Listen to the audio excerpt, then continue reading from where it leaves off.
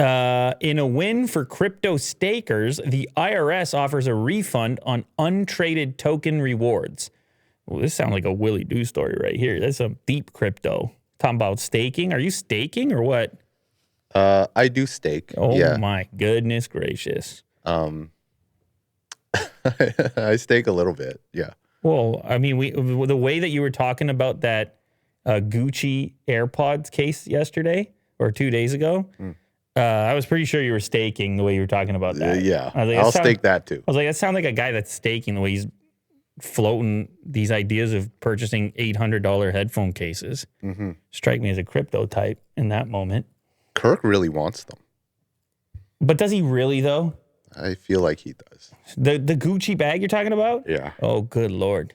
I can see him. A decision to refund a Nashville couple taxes related to unsold Tezos tokens is set to clarify the IRS tax treatment of staked cryptocurrency. In a win for cryptocurrency stakers and miners, the IRS has offered to refund the couple taxes paid on rewards gained, but not redeemed from staking on the Tezos blockchain. Okay, so what they're saying is if you haven't redeemed it, in other words, I guess they mean turned it back into USD.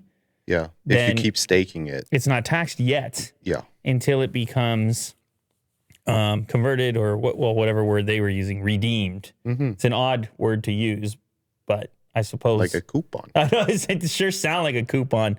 You know what? Immediately, I had a flash of being in one of those kids' playground type things where you get the tokens or the tickets, and then you got to go redeem it for a prize. Oh, like Dave and Buster's. Yeah, yeah, exactly.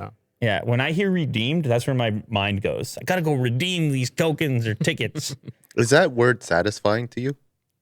Yes. It is, right? I agree. Redeemed, redemption. Yeah.